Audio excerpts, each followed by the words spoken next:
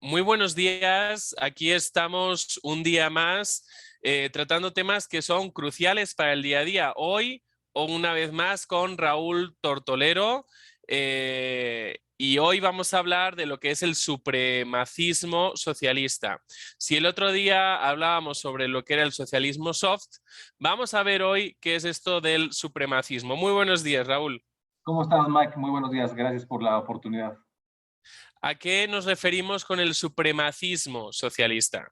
Bueno, te voy a decir que más bien es en plural. Son los nuevos supremacismos socialistas. O sea, no hablamos de uno Ujú. solo, sino de diferentes expresiones que son las nuevas luchas de la izquierda dentro del gran paraguas del marxismo posmoderno, las nuevas luchas para lograr lo mismo, que es el control del gobierno y el control social, pero a través de diferentes estrategias. Es decir, en el marxismo clásico, el sujeto de la revolución era el pobre, el proletario. Recordemos que pues, el símbolo del comunismo es la hoz y el martillo juntos, enlazados, que Ujú. significa los campesinos y los obreros unidos, ¿no? O sea, la unión de los proletarios, de los pobres, eh, con un cierto adoctrinamiento, una cierta conciencia de clase, lograba finalmente llegar a una revolución armada y con esta revolución armada se trataba de acabar con la burguesía, con los dueños de los medios de producción y poder imponer una dictadura del proletariado. Eso Ujú. fue, digamos, un esquema que se utilizó durante muchos años. Pero ya en 1989, cuando cae el muro de Berlín, pues se pone de manifiesto la ridiculez de estar dividiendo los países entre socialistas y capitalistas, como sucede con Alemania, y entonces empiezan a resquebrajarse estos esquemas que todavía son propios de la modernidad, ¿no? Recordemos que el marxismo es uno de los grandes proyectos de la modernidad. Es un sueño más, diría yo, de opio, parafraseando a Marx, un sueño más de opio, de construir un mundo feliz dentro del planeta Tierra, ¿no? Y Digamos que ya no era posible una lucha de clases porque tal lucha como que ya no existía como tal. O sea, las clases medias subieron en los países occidentales y por tanto la izquierda no podía monopolizar a la clase obrera porque la clase obrera no era tratada como antaño. exactamente, o sea, la clase obrera y los campesinos pues ya realmente tuvieron tiempo de hacerse de algunos ahorros, de recibir algunos créditos, en fin, de mejorar sus economías, de recibir un poco más también de educación, de acceso a la información y todas estas condiciones, sobre todo obviamente dentro de países capitalistas, pues les permitió poner sus ojos en otro tipo de cosas más importantes que estar haciendo revoluciones armadas y matar a todo el mundo y pensar que esto va a poder solucionar cualquier cosa, ¿no? Pensar que este es un camino para mejorar. Digamos, de pensar siquiera en este esquema, se dedicaron a hacer cosas bastante más productivas y los pobres en los sistemas socialistas tuvieron tiempo de ver el fracaso de estos sistemas, el fracaso de estos regímenes, de estos sistemas, y entonces claro que también querían acabar con el socialismo en sus países.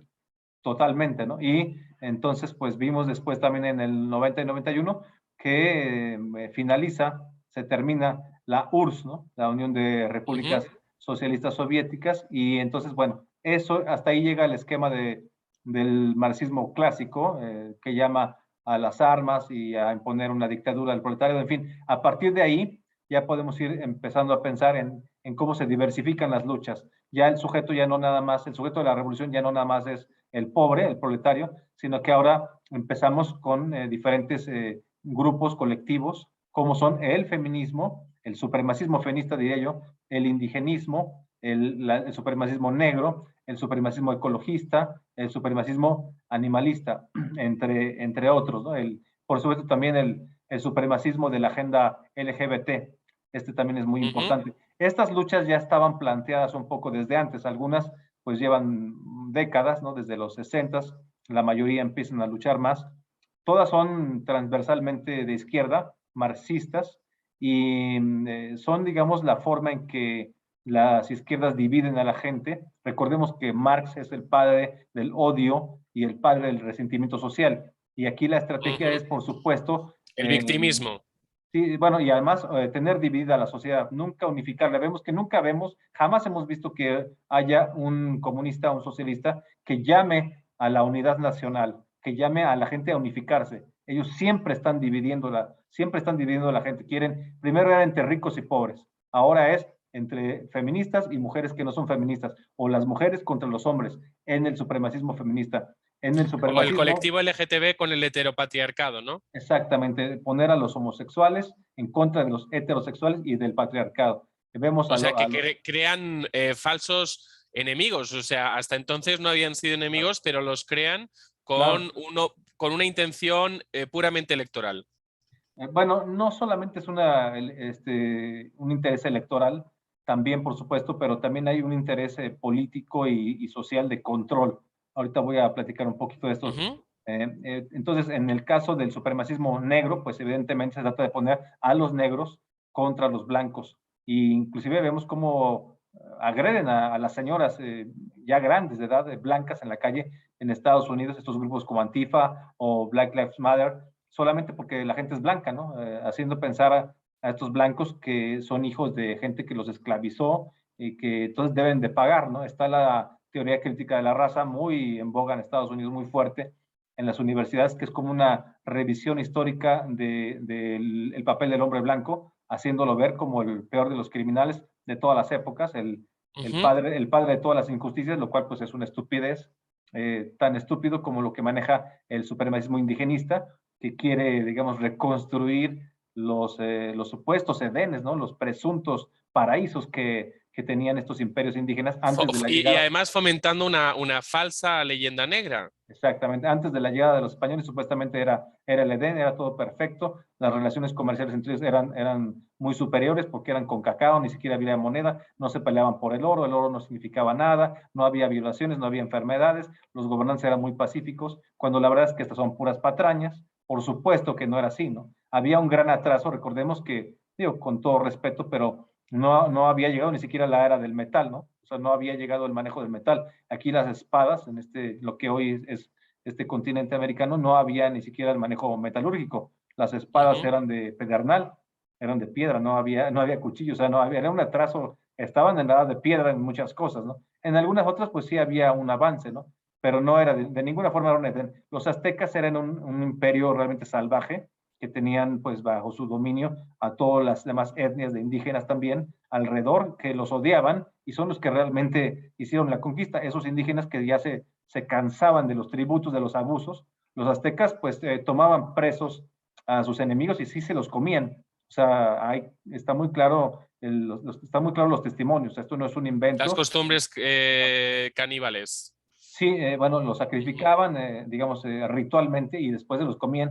Hay un platillo mexicano que tú debes conocer, se llama pozole, que bueno, por supuesto ya se hace, gracias a Dios, ya se hace con carne de cerdo, pero en un primer momento, por supuesto que el origen de esto era la carne humana. Esto es un invento azteca, ¿no? Entonces no veo la cuestión de estar idealizando a los pueblos indígenas solamente porque son indígenas, pues eso es absurdo, ¿no? Como tampoco se puede idealizar a nadie por su origen racial, esto no tiene nada que ver.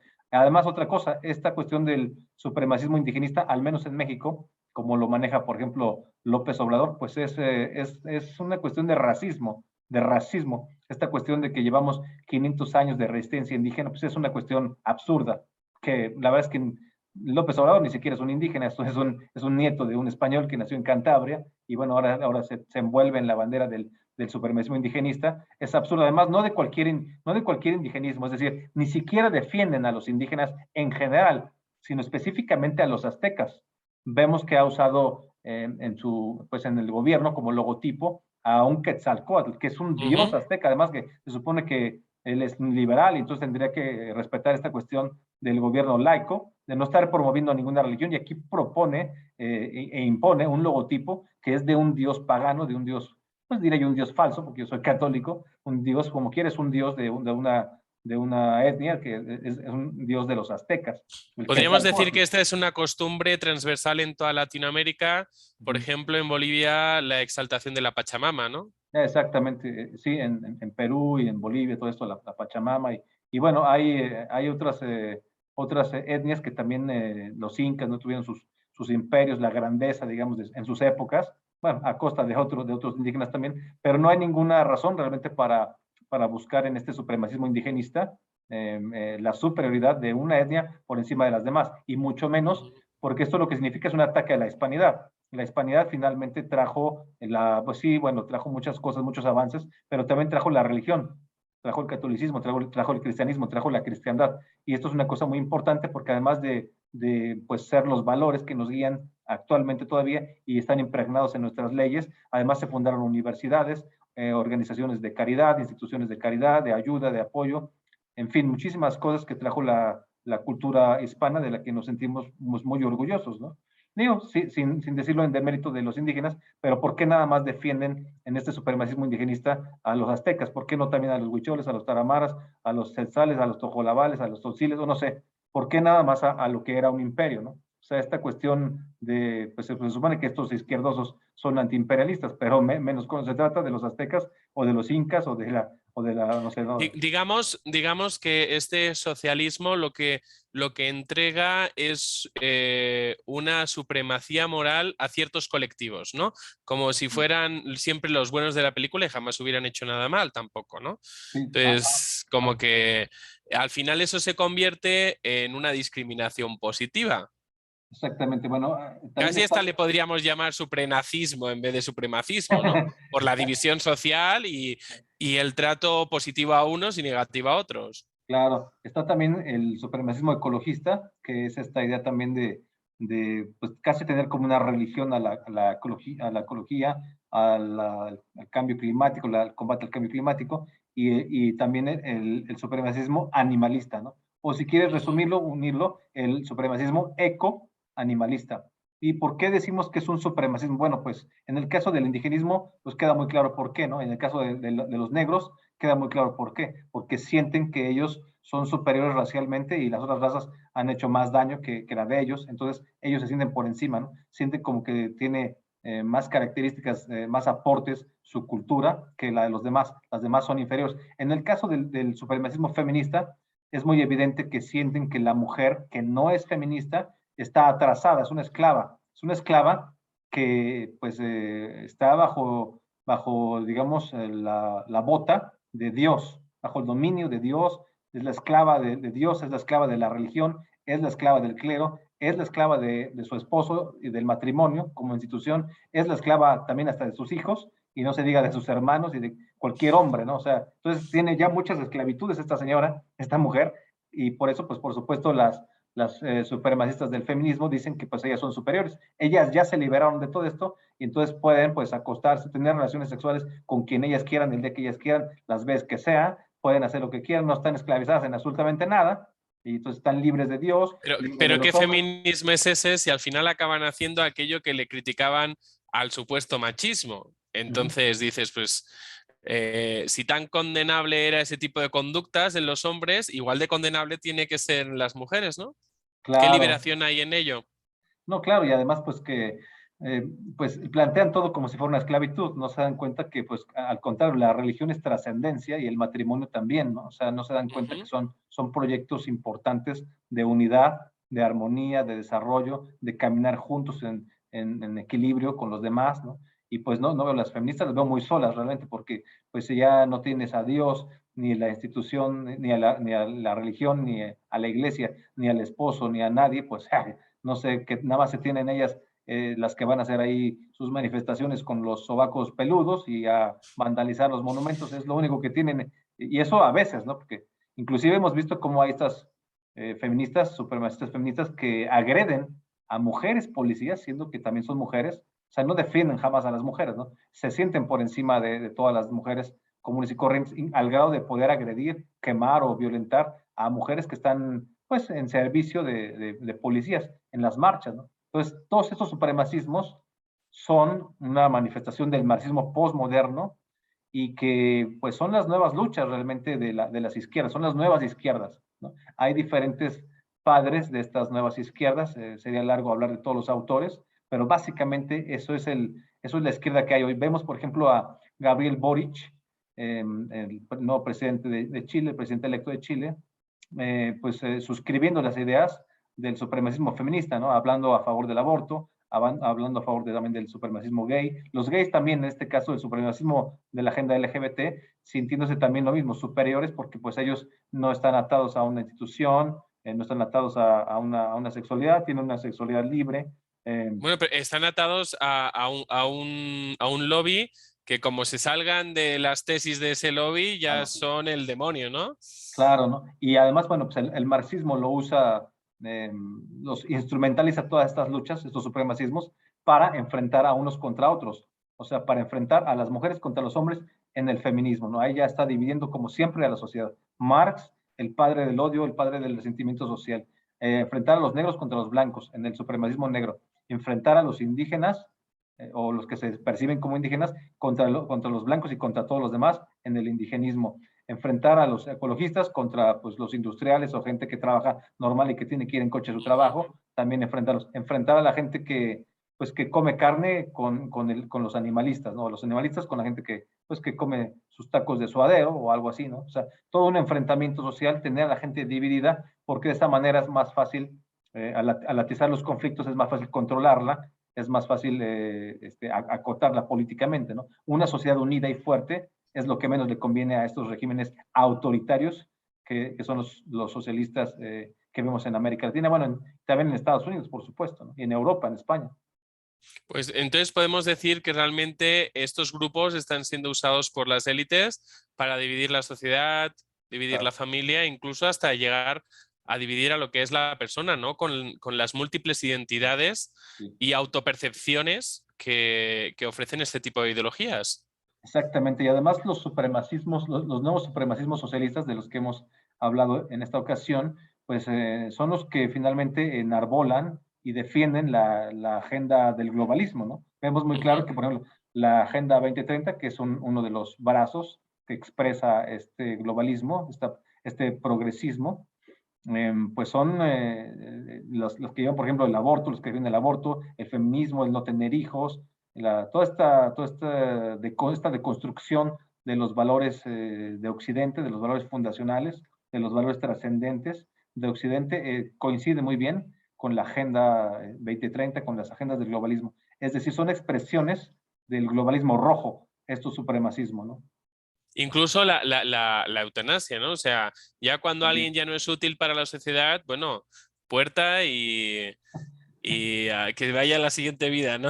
Porque aquí ya no lo queremos. Sí, exactamente. Y por eso, pues, la defensa de los valores por parte desde los que somos conservadores, la defensa de la vida desde la concepción hasta la muerte natural, ¿no? La defensa del matrimonio natural, de la unión natural de hombre-mujer, en fin, y de los derechos verdaderos, porque ahora también han inventado derechos fake. A ver si después tenemos también la oportunidad de hacer un programa sobre los derechos falsos, los derechos fake, como por ejemplo el aborto, ¿no? Que no es un derecho, aunque lo vendan así, Y que inclusive... Macron lo quiere poner como un derecho humano fundamental.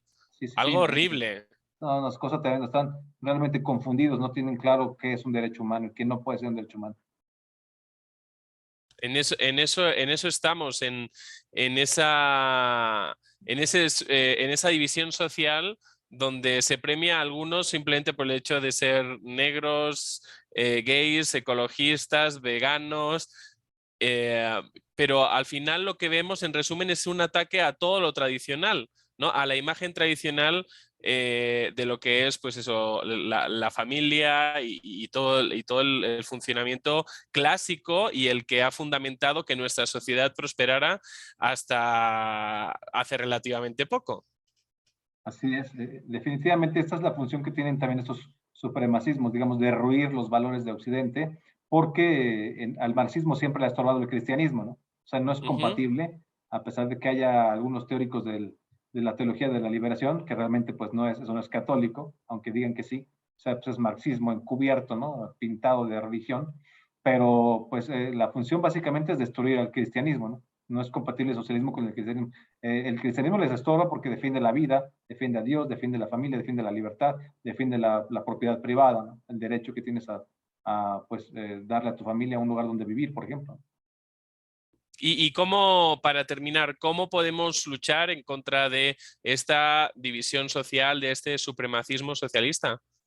Sí, bueno, es lo que yo planteo en mi libro, en mi nuevo libro, la contrarrevolución cultural frente al marxismo posmoderno, hablo de que todos pues realmente tenemos la necesidad de luchar en todos los frentes. Por eso digo una contrarrevolución cultural. Cultural, no entiendo cultura pues como las bellas artes, sino entiendo cultura como todas las expresiones de un ser humano. Entonces, pues esta guerra no es una guerra de armas de fuego, como ha habido tantos en la historia, es una guerra, digamos, de concientización, es una guerra que vamos a ganar con los valores, con la educación, caminando juntos. Entonces tenemos la obligación todos de ponernos a escribir, de convertirnos en profesores, ¿no? Lo digo en serio, ser profesores, de ser periodistas, de ser autores de libros, de pues, usar nuestra libertad, exponer nuestras ideas en las redes sociales, en los medios de Empleando un comunicación. concepto religioso sería casi la responsabilidad de cada uno como evangelista, ¿no?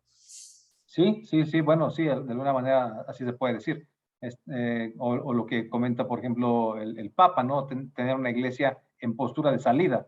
Eso es lo que tenemos que hacer para hacer una contrarrevolución. Estamos haciendo referencia, por supuesto, por un lado a la Revolución Francesa, que quita a Dios de la vida del ser humano, lo deja totalmente solo, y por otro lado a las revoluciones socialistas. Por eso hablo de una contrarrevolución. Creo que es la palabra más adecuada y más fuerte que podemos usar. Entonces, en esta contrarrevolución cultural tenemos que pelear en todos los frentes, en el frente de la educación, en el frente de la familia, en el frente laboral, en el frente económico, en el frente legislativo, en el frente político, social, en el frente de los medios de comunicación, y tenemos necesidad de generar muchos contenidos. Esa es la forma adecuada de que podamos ir, digamos, ofreciendo posturas diferentes ante esta destrucción de nuestros valores que ha emprendido el globalismo. Pues muchas gracias, Raúl. Yo creo que este es un llamado, ¿no? a participar en esa contrarrevolución y espero pues que todos aquellos que hayan podido ver esta transmisión pues tengan curiosidad por el tema y puedan adquirir tu libro, el libro de la contrarrevolución cultural, ¿no? Un abrazo, un saludo y nos vemos pronto. Muchísimas gracias, Mike. Un abrazo. Gracias y Que buenas vaya tardes. bien. Cuídate.